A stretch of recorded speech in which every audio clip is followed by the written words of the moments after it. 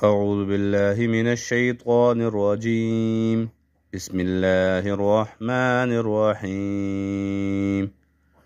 واتل عليهم نبأ ابني آدم بالحق إذ قربا قربانا فتقبل من أحدهما ولم يتقبل من الآخر قال لأقتلنك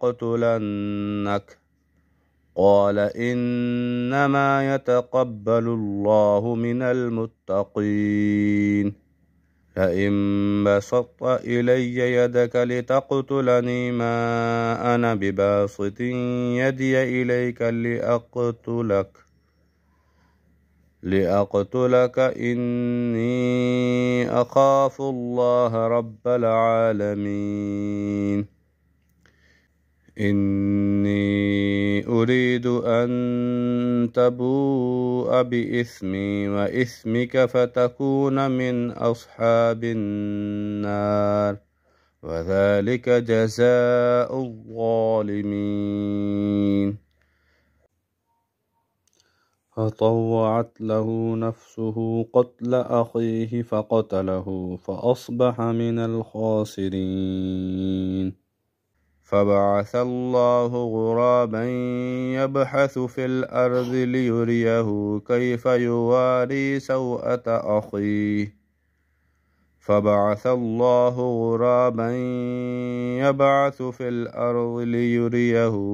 يواري سوءة أخيه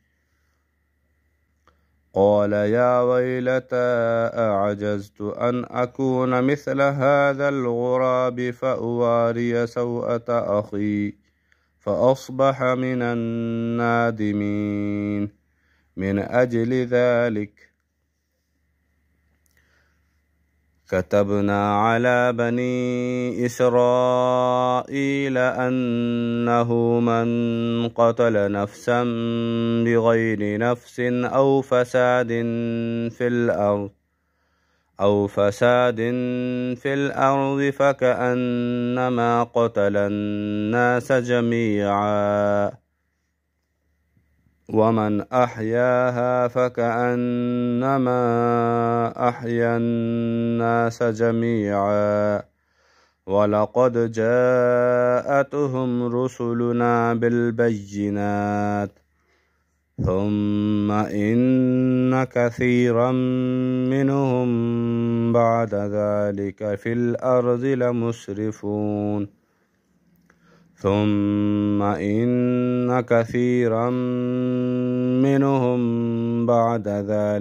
الأرض لمسرفون.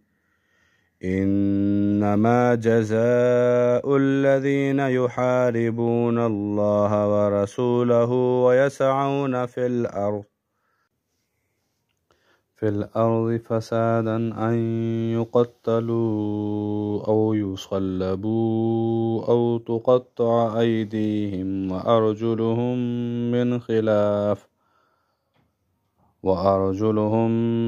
خلاف أو ينفوا من الأرض ذلك لهم خزي في الدنيا ولهم في الآخرة عذاب عظيم.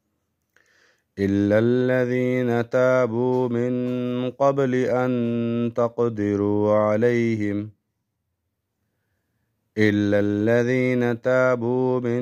قبل أن تقدروا عليهم فاعلموا أن الله غفور رحيم. صدق الله العظيم.